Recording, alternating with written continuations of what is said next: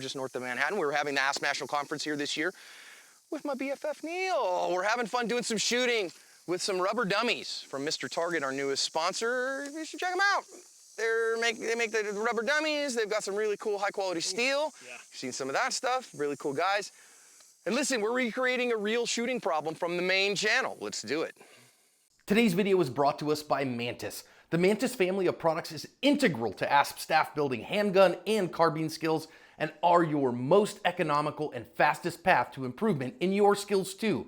Whether you choose the X10, the Laser Academy, the Blackbeard, or use them all in concert, they will help your practice be more effective, efficient, and fun. Go check them out, pick up a unit, and thank them for sponsoring today's video. I kind of like doing these, Neil. Yeah. I broke my mic, sorry guys. No, man, I think these are cool because I think it gives us a mental rep to do something, and we can do it in a safe way, and it shows the shooting problem. Because so often, we see in the comments of, well, that guy just needs to go to the range, and I'm like, it's not that very often. Usually guys make better shots than we think, and on camera it's hard to tell, but here we get to do this in a safe way, and we get to show the dangers and the risks and all of that without potentially hurting anything more than a piece of rubber or Jesse and Katie's brand new table that I set up here. We're not going to shoot the table. We're going to try really hard not to shoot the hostages here, okay? So if you go back, link is in the description to the main channel video under discussion here. It was in a restaurant, an armed robbery. 2 armed robbers come in, they start robbing everybody. Dude is at the end of a couple of tables, and somebody on the inside of the restaurant draws a gun, single-handed, mind you, which I said in the lessons was not preferred, and puts a shot in bad guy, who then turns around, clonks into a big old pole, and then runs off and assumes room temperature. Cool, right? Or I think they arrested him down the road, whatever.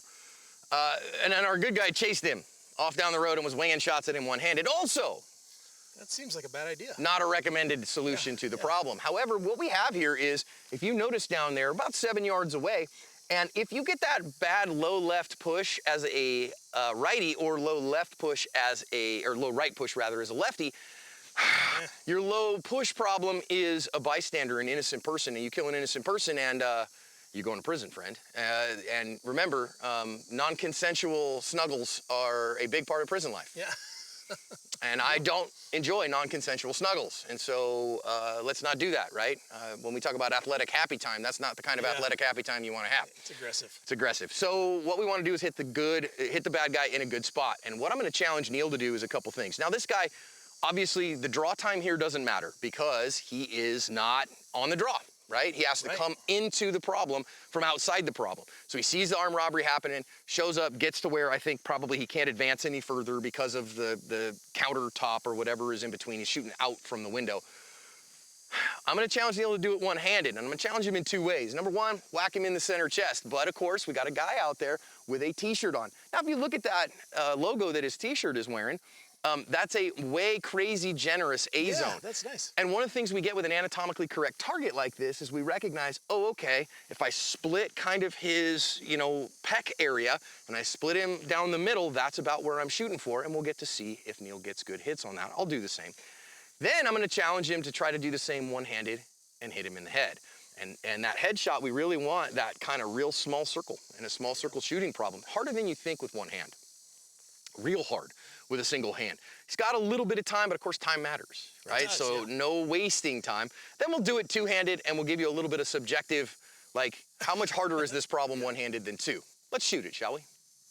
All right. Ready? I'm ready. You gonna go first?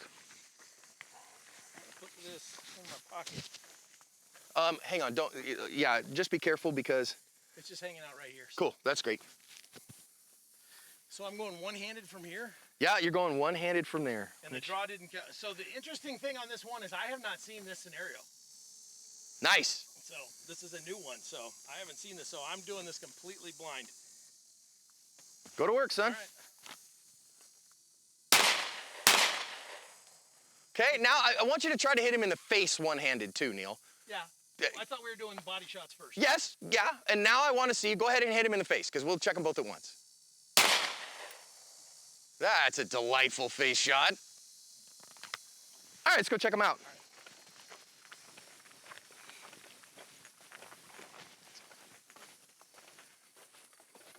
Let us go take a look. You can't spot the shots through the t-shirt. It's actually one of the nice parts here. Uh-oh, we've stuck it underneath there. You're not gonna wear this t-shirt anymore, are you? Okay, so my paint didn't show up in a correct way. I went here and up in here somewhere. Yeah, okay, here and here somewhere. Sorry, everybody. We didn't do a very good job of painting this dummy. I thought we were going to be able to see, and we cannot because I am a stupid. So we'll paint him this time. Okay, my turn. I get to play a little bit today. Here we go.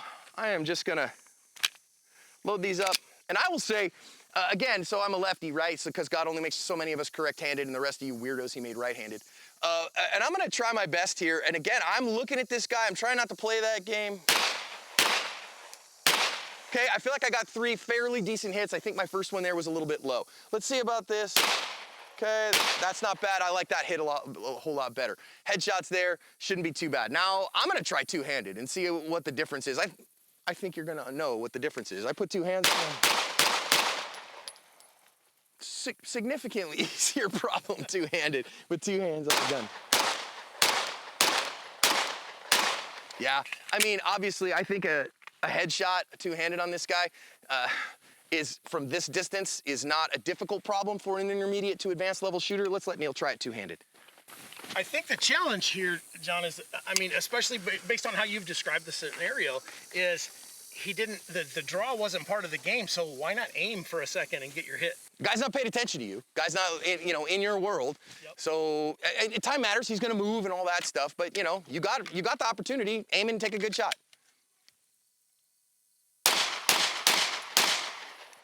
Easy day, right? Yep. So, lessons here.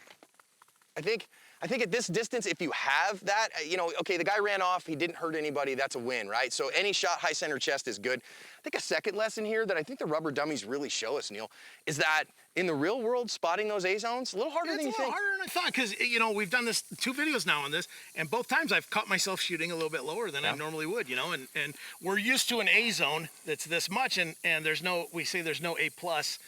But on a human target like that, there's an A minus for sure. So kind of want to be aiming at the top of that. Be up a little bit higher, right? Kind of split the arms here and split down the nose line, and you should be good there.